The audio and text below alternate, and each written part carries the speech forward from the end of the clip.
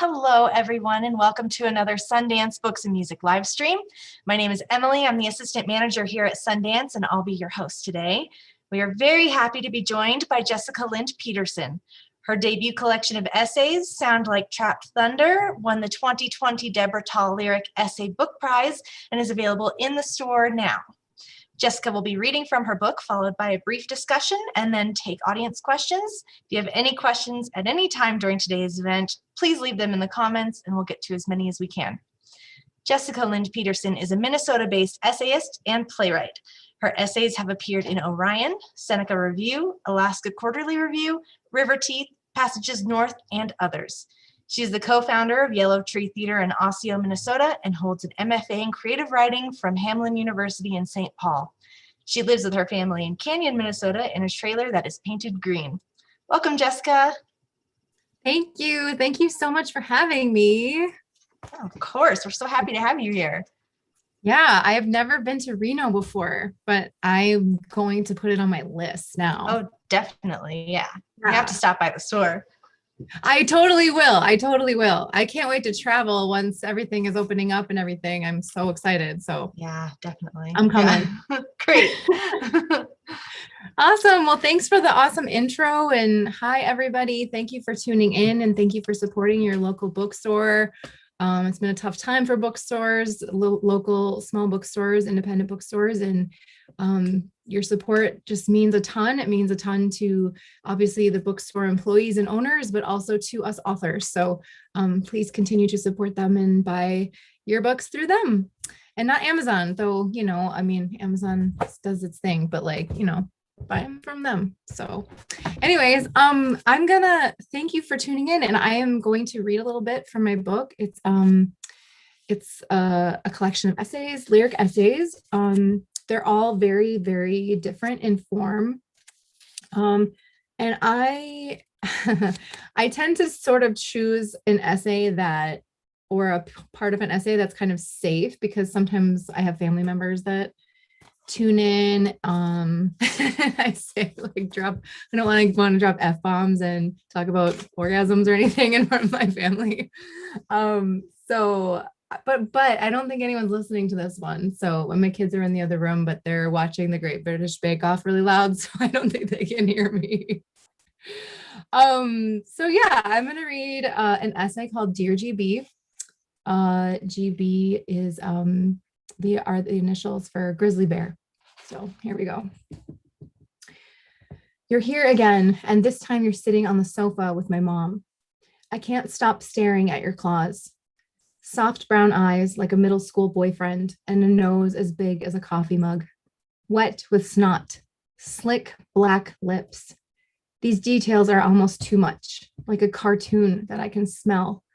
You pant hot, deep tuba breaths through your open mouth in perfect staccato rhythm. Have you swallowed a metronome? Are we at band practice? You're staring at me, staring at you from across the living room entryway, one hand on the doorknob in case I need to escape. No offense. This living room scene is appearing very dignified, and I fully expect finger sandwiches to be served on a wheelie cart at any moment until my mom reaches out to pat your husky, unfamiliar shoulder, like you're a visiting uncle from Indiana or something. I warned her not to do it, but she does it anyway. Even in dreams, she refuses to listen to me. Her pointer finger is gnarled up from overuse or early arthritis or heavy drinking. We're not sure, but there's a big witchy knob growing right in the middle of it. She doesn't say, but I know she's thinking your shoulder hair is coarser than it appears. Less like fur, more like small brown wires, probably useful for quick drying. How do you stand on the edge of a waterfall without falling in? Never mind. I say stupid, boring things when I'm trying to get someone to like me. My mom is too close, but because you are so beautiful, maybe she thinks it doesn't matter. Maybe she thinks your beauty is a barrier, that you will always be this cool. But the moment she touches you with that knobby finger, you attack, swiping at her chest, her neck, her face with your black claws, each one of them a poised dagger. You are up on all fours on the sofa, cowering over her small body, a furry brown building ready for the kill. Your roar is deafening, your meaning precise. My mom's last words are a gurgle. Nice touch. Anyway, I thought you were in the bushes a few weeks ago, but it was just a giant bull moose eating leaves. His rack was exactly the size of a kitchen table and soaked in fuzzy velvet. He reminded me of Elton John. I stood there on a trail watching Elton John grunt and eat leaves with my family and some other families. It felt like we were watching TV, but it was real life, really happening. I took a lot of pictures, though I was disappointed he wasn't you. Like the time I was trying to meet Sting after a concert by hanging around out back behind the dumpsters, and all I met was his sister-in-law. I was 19 and living in London, wearing a long velvet skirt that Elton John would have gone nuts over. My plan was to start singing the moment Sting emerged from the backstage door, and he would be overcome and invite me on tour. When instead I was shooed away from the dumpsters by the security guard, I went crying back to my Swiss cottage flat. And on the way, I let a middle-aged guy with a greasy ponytail usher me into his closed cafe. He could have killed me, but instead he made me a steak. While I sat at the empty bar nursing my shattered dreams and feeling very sorry for myself that I wasn't on tour in the arms of my beloved. You have the same initials as my favorite grandma, who is 92. She slept on my couch just last week, and I took a picture of her sleeping because she looked so dead it was funny. She was wearing a white nightgown that was basically a doily with armholes. 3 squishy pink curlers nestled into her coiffed hair, and her face wrinkles all piled off to one side like they were taking their own separate nap. All of her wags and swings. My grandma likes to be extremely naked in her kitchen extremely early in the morning. She says it's good to give yourself some air first thing. She misses VHS, and I tell her, so do I. We drink wine and play kings in the corner until the cows come home. She tells me secrets about her marriage to my grandpa, who once threw a frozen turkey at her head. How when he got sick, he became much nicer because he couldn't drink anymore. How she was very grateful for those sick years. My husband's grandma died just last night. We visited her in the hospital, and I could tell she was on her way out. It was cold in that hospital room, and her bare legs just laid there on top of the mattress, all skin and vein and bone. I would have covered them up for her, but we didn't have that kind of a relationship. She had purple eyebrows tattooed onto her face. Saved her a lot of time in the long run. We had a hard time keeping that final conversation going because she was so weak. At her funeral, people talked about how she folded fitted sheets very well, how she liked to complain to department store managers, how she kept her house clean. She liked things straight and tidy. The mess of death came at her like a storm, breaking her bones, crunching her forward, squeezing her heart until she was cold and dead and in the ground. I wonder how long her purple eyebrows will last down there. I don't like to think about dying, about my body, this lanky cave of warm tissue that houses me, being gone. It's hard to not feel extremely important, like the world really needs me in it for balance and for singing. One park ranger in Canada told me a story about the time you ate a black bear just because. They deemed you dangerous and shot you 3 times, but you survived because you're so freaking enormous. Bullets just sink into your fat and evaporate like compost. You're still out there in the wild, shredding things and scaring the adults. They call you the boss. Maybe one day you'll get sick and become nicer. I'm worried I brought it on, the dream, the great mom mauling. How you think things when you're sad or hurt or raging, and how those things burrow into your brain and manifest like crazy gremlins if you get them wet or feed them after midnight. She used to play piano late at night while the rest of us were sleeping. I was too young to know what she was playing, but old enough to understand that it was beautiful. The air vent in my room went directly into the downstairs den where she played, so I pretended that she was performing a private concert just for me. She played from memory, leaning into her foot pedal softly, softly, softly, and then wham, hard, like she had a lover down there. I sometimes picture her on the other end of my air vent, eyes closed, fingers straight, pounding away at the keys after a long night of waitressing. It's comforting to know something else used to fill her up at night like that. I love her, but she drinks so much her brain is falling apart. I love her, but I want to squeeze her face between my hands and shout into her face so loud that spit flies out. It can be helpful to get away, see the sights. Have you ever been to New York City? I used to live there by a big cemetery with a lot of feral cats. I used to think, I'm really doing it. I'm really doing the thing I said I was going to do.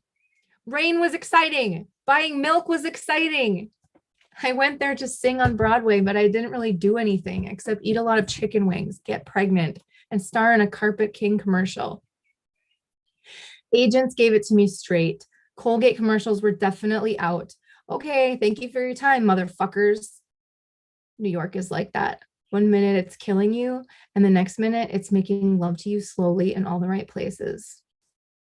I miss the smell. It's like fresh waffle cones and forgotten about chicken. Putrid and sweet, like everything is alive and blooming and dead and rotting all at the same time. A real slam jam joyride. Bodies oozing and flopping and careening right into you, piles of garbage, and then bam, Lindsay Lohan in a pantsuit. I bet you'd love it. Do you love anything, GB? I saw two of you making love once, very far away, just two dots on a hill that I zeroed in with binoculars, and then I saw that you were humping. At first it was exciting, but then I got bored, like how I feel when I watch the Super Bowl. It went on for so very long, it got me wondering that if maybe you couldn't finish. It happens. Carry on cheerfully the next morning. Toast a bagel. While you were draped over her like a Volkswagen, she was poking around in the grass, turning over small rocks looking for grubs, wanting a snack break, but you kept at her. At one point, you bit her neck roughly, forcing her back into position. I cringed when I saw that.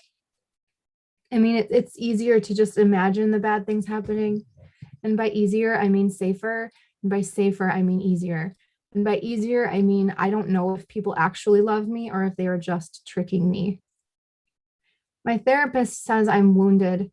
You're supposed to take great care with wounded people because they are fragile, but wounded people can be very self-centered because they are always focused on their own big, goopy wounds.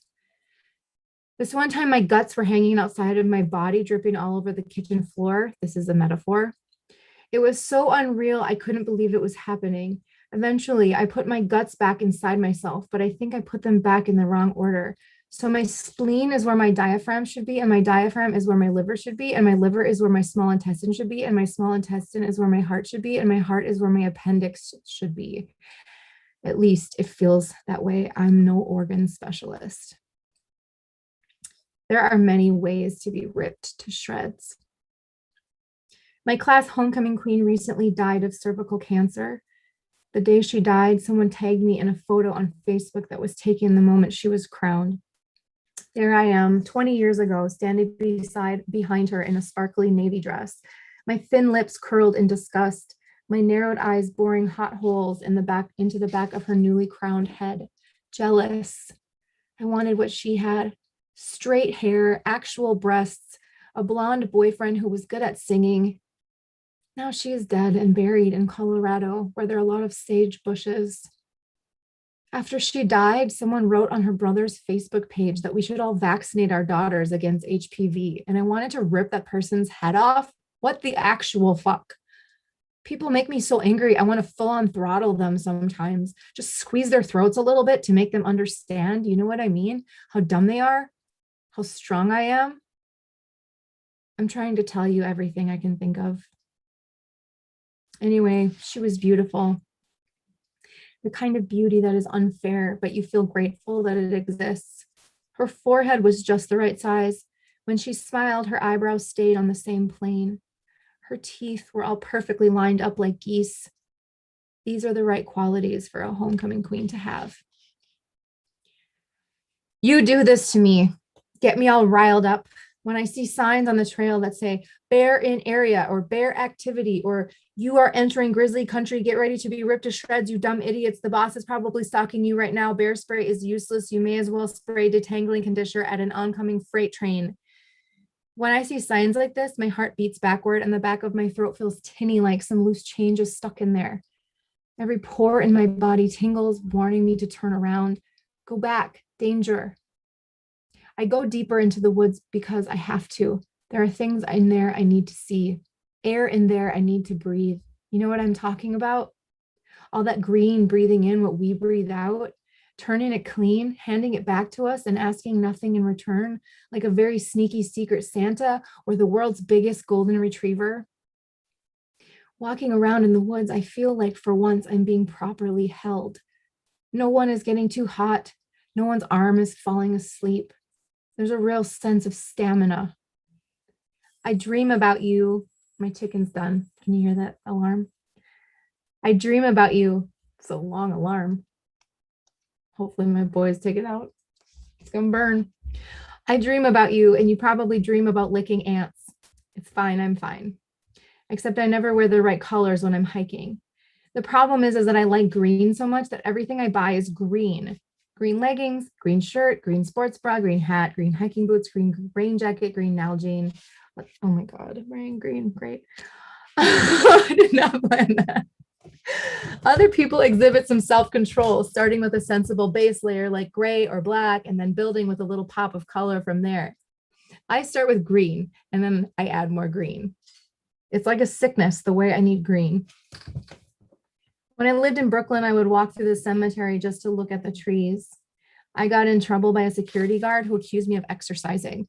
After that, I walked more slowly, meandering over to graves like I was visiting somebody. In my mind, I imagined paying respects to Theodore Roosevelt's wife and Leonard Bernstein and Walter Hunt, who invented the safety pin.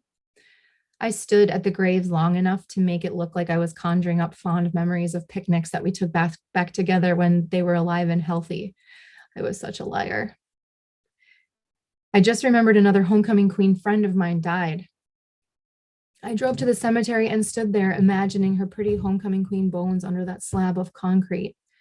It was the middle of winter and the snow went all the way up to my thighs. I let it fill the tops of my boots, let it fall down into my socks and numb my calves. I still had skin that burned and flaked and freckled, turned hot and cold and clammy. The least I could do was stand there feeling something. We once went skinny dipping in Lake Superior. It was freezing and we screamed the entire time.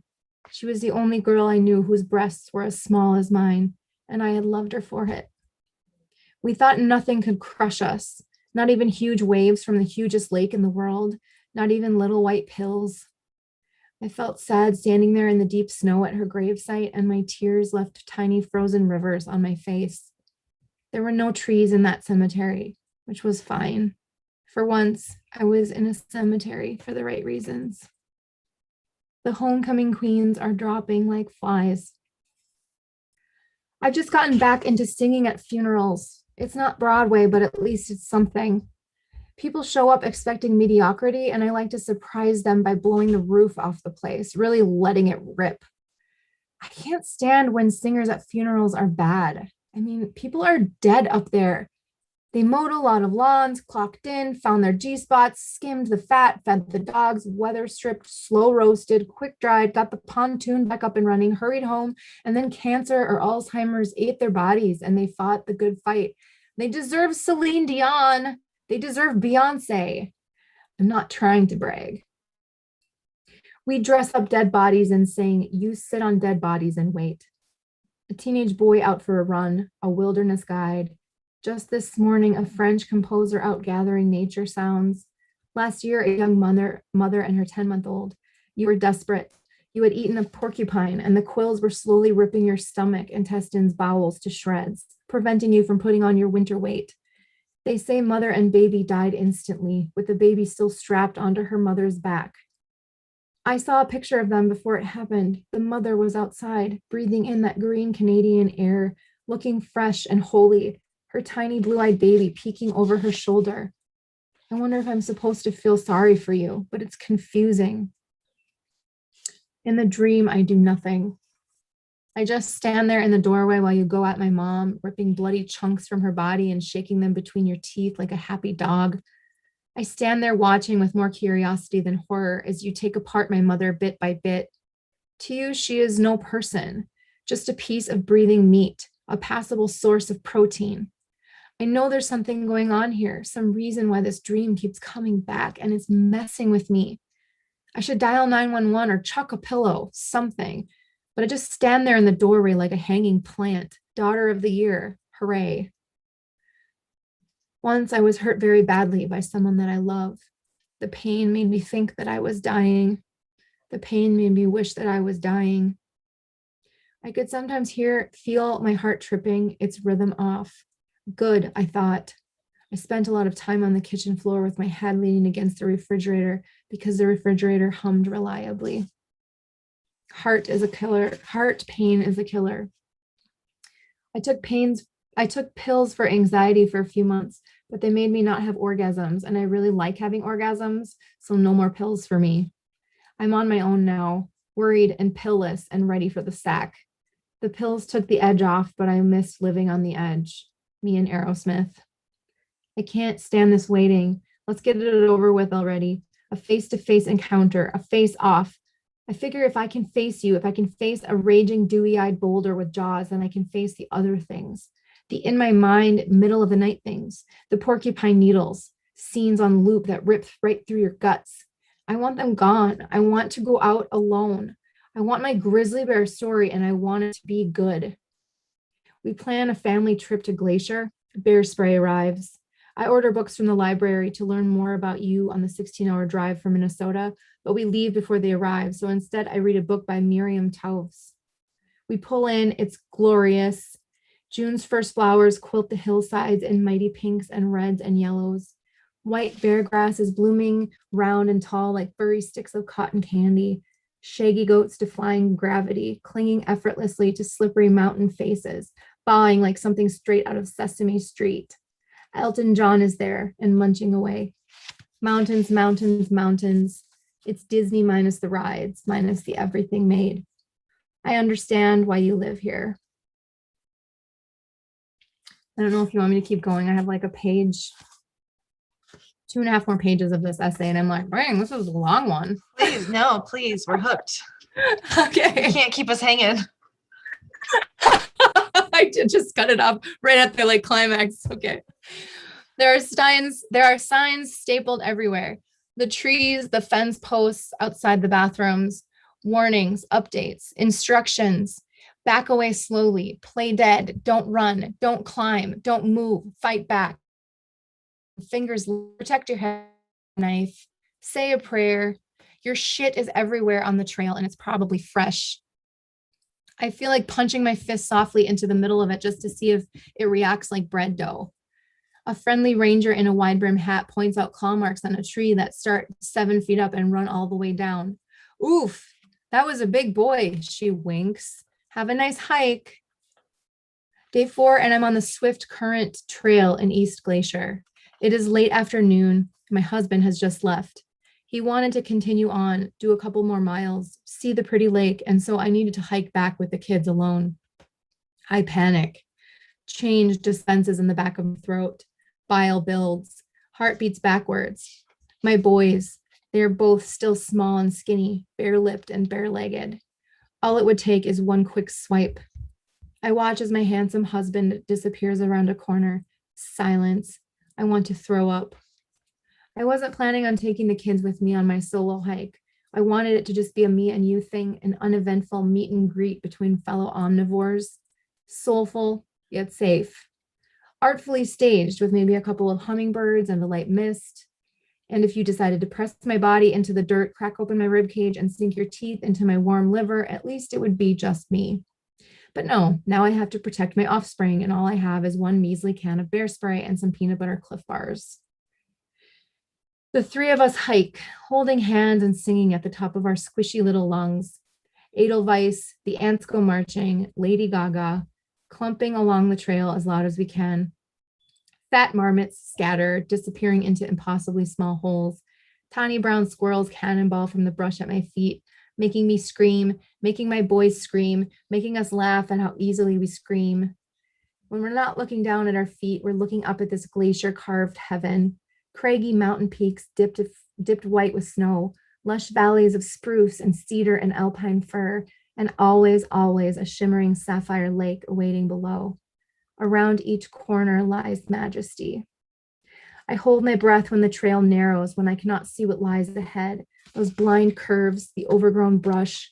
I brace myself, gripping the bear spray that knocks clumsily between my small breasts, bending my knees awkwardly in some sort of defensive ramble. My boys squish close behind, understanding that I must offer myself to you first, if it comes to that. After an hour or so, I feel better, less attackable. The bile is gone. The sun is out. I've just received a compliment from a passing hiker on my green headscarf. My boys' voices give out, but not mine, not yet. The ants go marching on and on and on and on. I know you are out there, a ghost in the bushes, but I allow myself to stop looking, at least for a little while.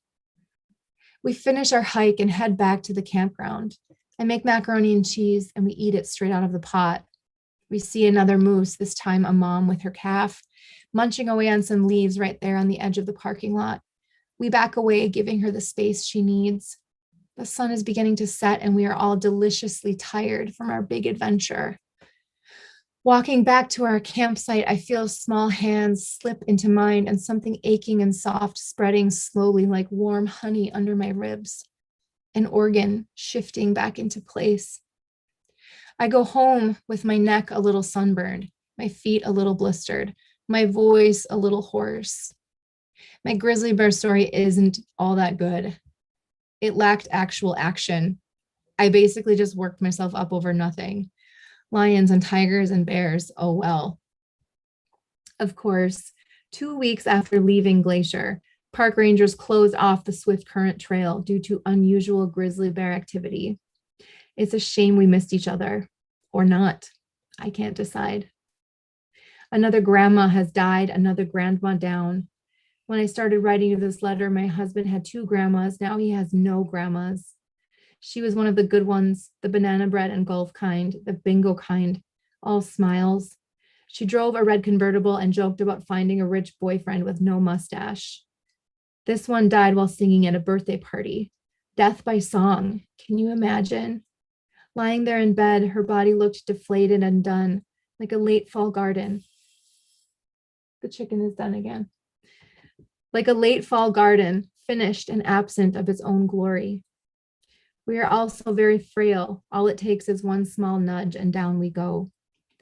And I cannot help but think that we will all end up in the ground with the earth piled up all around us, whether or not we are beautiful, whether or not we are kind, whether or not we have taken Broadway by storm or remembered our daughters, whether or not we are vicious or reckless or straight-toothed, whether or not Sting has acknowledged our vocal potential, whether or not our wounds have healed, or if our displaced organs have settled back into place, if we have forgiven or been forgiven, if we look good in a pantsuit or have loaded up on green. The earth's wet, mossy fingers will reach for us, and we will soften into soil. We will be eaten by the worms or by the birds or by the silent grass. Maybe by you even, nosing through a grassy meadow one day. You'll heave over a large rock, and there I'll be, eyeless and wriggling and flailing around in the sudden shock of sunlight. And you will pop me into your mouth like candy corn, and that will be that. Imagine. I tried to tell you everything I could think of. Now stop eating my mom. Warmly, JLP. That was truly wonderful. Thank you so much. Oh, I Thank you didn't for realize reading the how whole thing. long that was until I started it. I was like, oh my gosh. Yeah, I'd also like to point out I wore my green today, so we're yay. we're both yeah. Well, that was really truly so wonderful. So a lot of this book has to do, or you're talking about animals, like our relation to animals, or just metaphors with animals. What brought you to that? Have you always felt a connection with animals in nature, or? Yeah, I grew up, like, my family we grew up in northern Minnesota and had like a hunting shack, and my parents just sort of let us run wild. And actually my husband and I bought a little tiny cabin. It's like a trailer.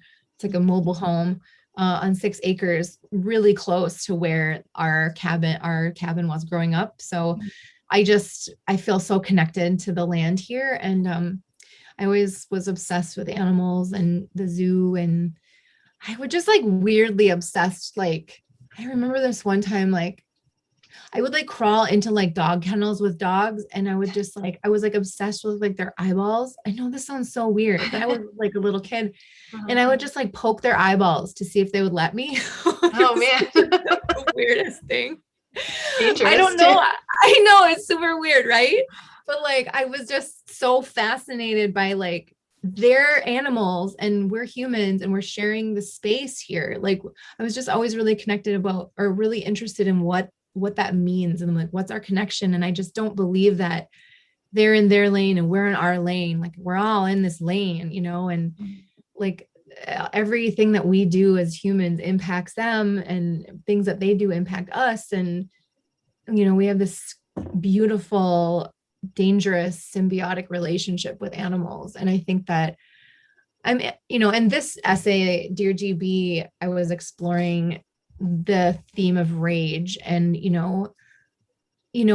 I went on this trip, and people are like, oh, like these grizzly bears, and they just talk about them like they're monsters, like these big grizzly bears, but they're just doing what they do. And like people are afraid of sharks, like I'm afraid of sharks, but it's like they're just doing what they're doing. They're just doing what they were meant to do. And we bump up into their world, and then all of a sudden they're monsters, so I think that's kind of fascinating. And I think us as humans, we can exhibit those sort of monstrous qualities too.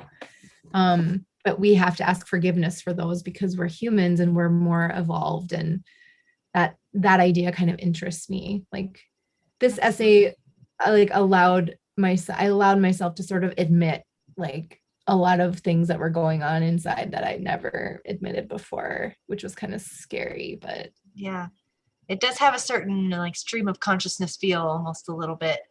Yeah. In a wonderful way. Thanks. Yeah. It was, this essay took me like a year to write, and I couldn't write. It was a long process, and I couldn't write anything else while I was writing it. It was like, it became like an obsession. Like I kind of, like I was poking the grizzly bear in the eyeball or something. Like I was like obsessed with it. Wow.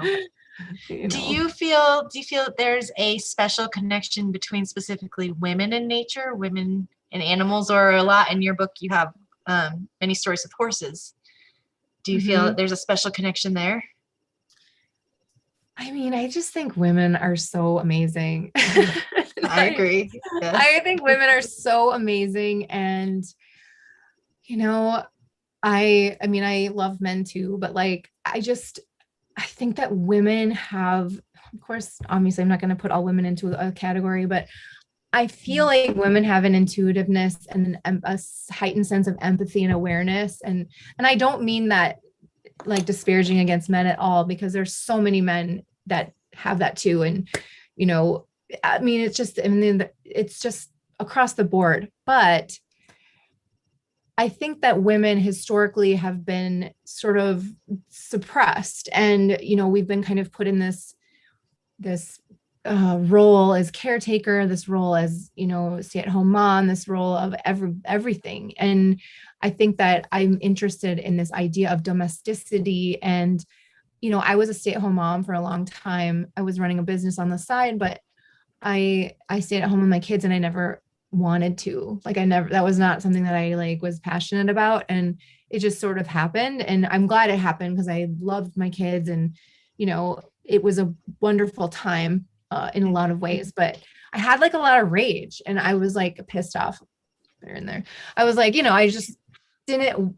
So the idea of an animal being caged, I think a lot of women could identify with, and me especially, because that's how I felt sometimes when I was a stay-at-home mom. I just felt caged, and I think like the thinking about zoos and domesticated animals, it's like, domesticated animals, like, doesn't mean that they're not happy. Like, Mhm. they can be happy in their domesticity, just like I can be happy in my domesticity.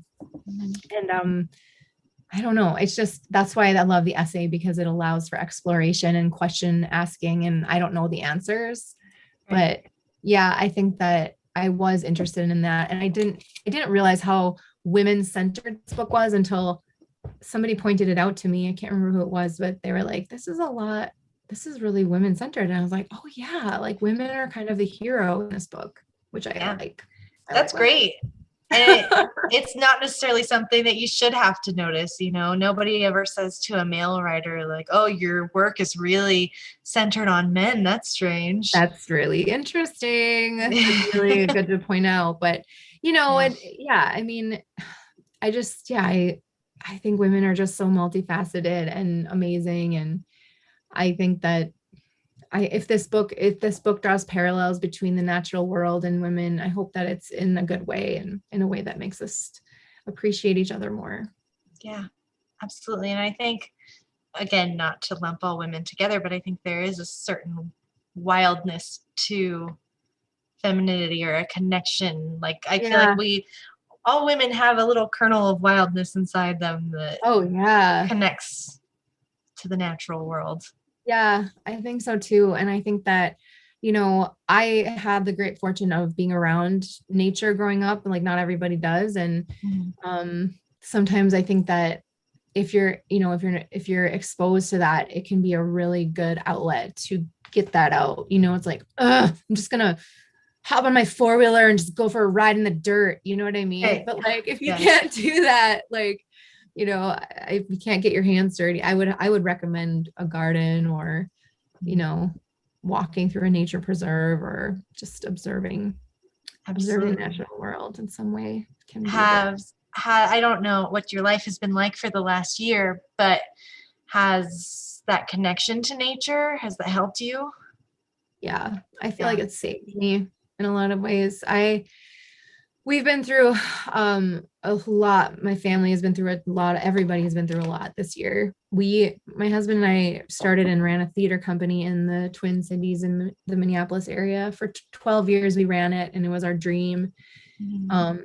And we decided, when COVID hit, we moved to our cabin that we had just bought because we could. And Yeah. we sublet our house, and we had this sort of sabbatical, which was something we had never had. And we decided we loved it here so much, we decided to leave our theater.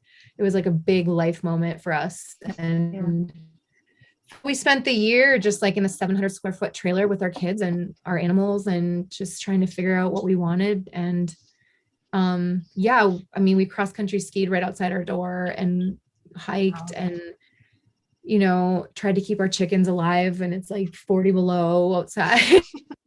Uh-huh. But yeah, it was a salve, and it helped for sure. I'm thankful for it.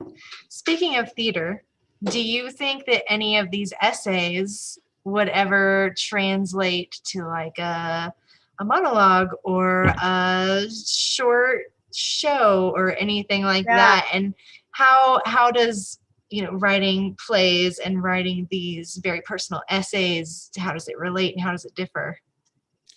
Yeah, that's such a fun question. Well, I'm a playwright in my other world, and I feel like my, you know, I always approach everything with character first in mind and dialogue in mind. And so, when I went back to graduate school, I went back to graduate school when I was 36, which was like very non-traditional. And I was thinking, I didn't know what I was going to do, because I'm a comedic playwright. I write Yeah. like holiday comedies and like romantic comedies, which is fun and I love it. Uh-huh. But I was like, I'm probably going to write like comedic essays or something. Like, I wasn't sure what I was going to discover about myself in grad school.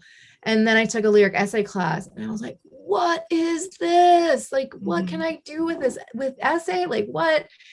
And I just found it to be such a playful genre and medium and vehicle. And it sort of like allowed me to, exercise that theatrical muscle and that playwright muscle Mhm. within this other framework. And so, It's funny. So I have at my alma mater at my University of Minnesota Duluth, I have a mentor slash colleague who's still teaching there, who was a teacher when I was there, and he asked me if he could do one of my essays, if his students could perform one of my essays as a monologue.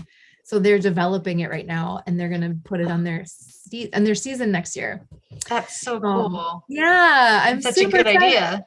Yeah, and I'm terrified about it, but I think it's going to be really cool. I mean, I didn't write it as the play with the play in mind, but even this one I just read, like it's very monologistic, like it's very dramatic, and it has these breaths and these beats that I feel like totally be a theater piece. So I would love it. I'm a collaborator, and if anybody approached me to do something like that, I would be all for it.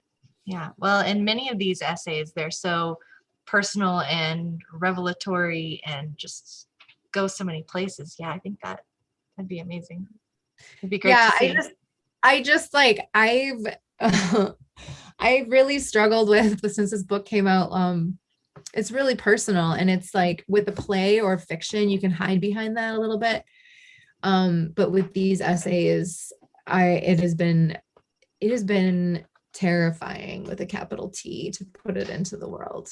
I don't necessarily care as much about people that I don't know reading it, because there's that safety there and anonymity.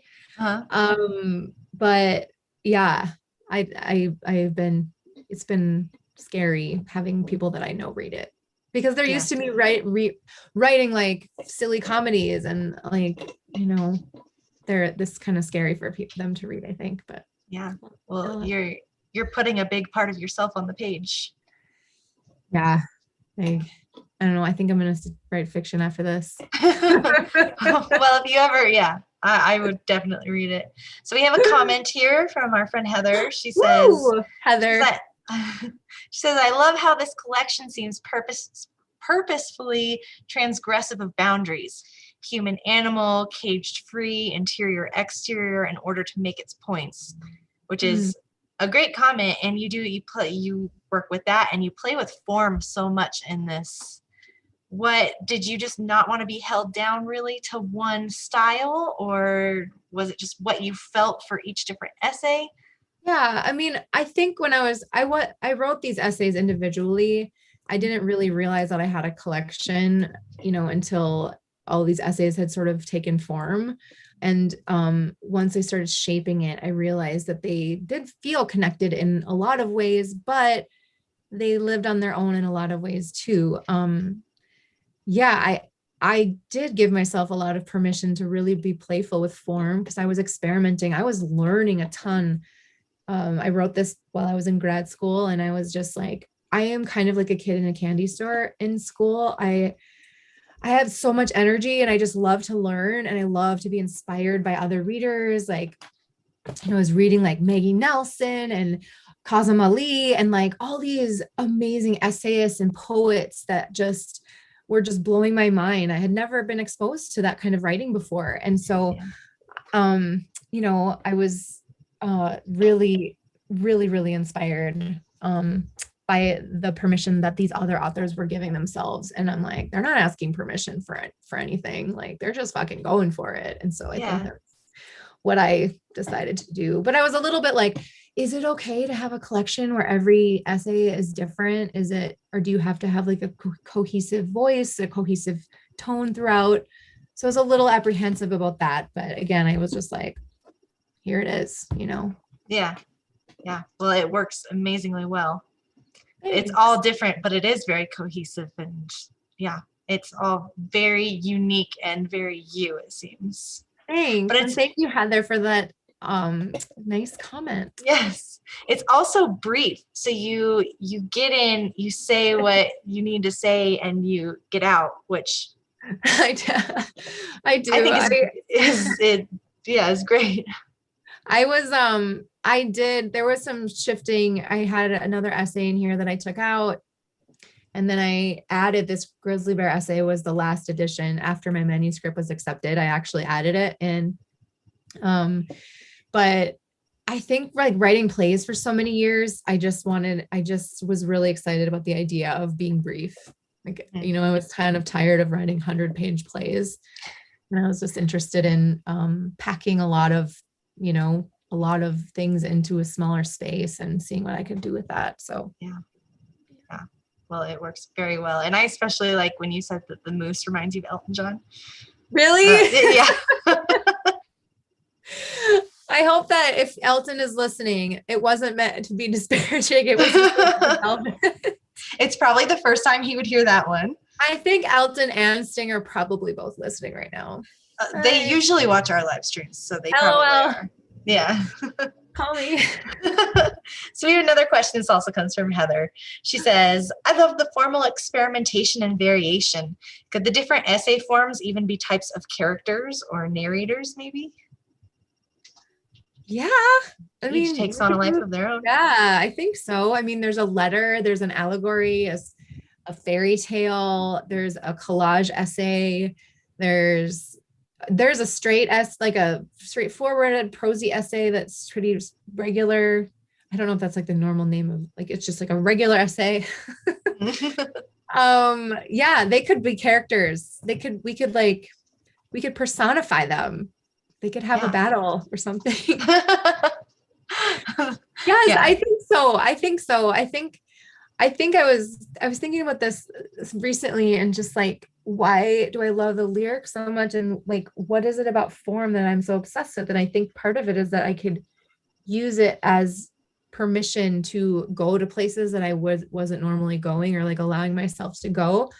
And I feel like I have this essay that's told as a story from a young girl's perspective, like a fairy tale. And I go into some family stuff that was really tough. And I never would have written that if I was just like straight up telling it. But I was trying to figure out, did I write it? Did I use that form to hide behind, or did I use that form to give myself permission? And I think it's the latter, but in a way I felt like it was a bit of like a protective barrier or something, the form. And yeah, it's like a cloak or something that like I can put on, and it's not quite fiction, but some of it's not quite nonfiction. That's interesting. I think the lyric is kind of magical, and people will read this and be like, that's not nonfiction. Like there's an essay in here called This Is Doris Ron, and it's like, at the end of it, I basically just imagine her swimming with this whale and like dying with him, the whale. And yeah, clearly that didn't happen. But anyway, I don't know. I don't think we need to we don't need to be so obsessed with categories. That's what I think. I think that's great. Yes, that's spot on. So we're probably going to wrap up here pretty quick, but I do like to ask, authors I admire, people whose writing we love. What are the books either that you've been reading lately, if you've had a chance to read lately, or books that you've read that you feel has really influenced you that you would recommend to people, or even plays and playwrights you'd recommend? Yeah.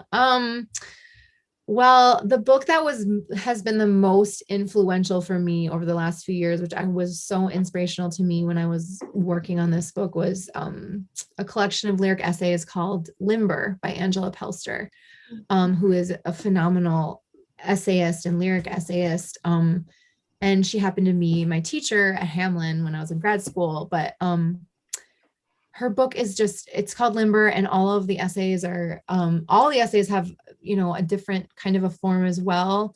But they're all about trees and the natural world, but specifically trees. There's just so much magic in her writing. And it was the first time that I had been exposed to this sort of imaginative nonfiction. And so I would highly recommend Limber by Angela Pelster. And Maggie Nelson's Ergonauts, like nothing like my writing, but just bold, just so courageous and bold and smart. And, she kind of blends philosophy and theory with her essays and in a way that I never could. But I always think it's important to surround yourself with like books and people that are smarter than you, because it just sort of like starts to sprinkle on you. Kazim Ali, like I mentioned before, he is just one of my favorite writers. He's a poet, but also an essayist, but also translates, and I think is coming out with like a YA book recently. And Wow. I would highly recommend any of his books. Silver Road is one of my favorites. Bright Felon is a beautiful, beautiful long sort of prose essay, long form essay poetry thing. I could talk about plays forever. But I've been reading so many essay collections lately. That's kind of the world that I've been living in. But yeah, I think it's time for me to move on to like YA or something, because I need to like shake it up a little bit. I just read, what did I just read? Oh, it's under here. Ken Follett's book, The Evening and Morning, an epic historical novel. And then my sister got me the Outlander series because I watched Outlander during the pandemic and I became so obsessed with it that my husband bought himself a kilt for my 40th birthday. And Jamie is hard not to be obsessed I am with. really excited to dive into those novels. Yeah, well, have fun with That's a really good way to end our conversation. Yeah, that's great. Thank you. Those are great. All great recommendations. Yeah. And Jessica, thank you so much for joining us today. Thank you. Sound Like Trapped Thunder is in the store now. And Jessica, if you're ever in Reno, please stop by. We would love to have you and see you again. And I will. Thank you. And if you want to buy the book, buy it from Sundance. Yeah, woo! Or another indie bookstore, but Sundance is the best indie bookstore. Sundance. Yeah. Yeah. All right. Thank you so much. Have a good night.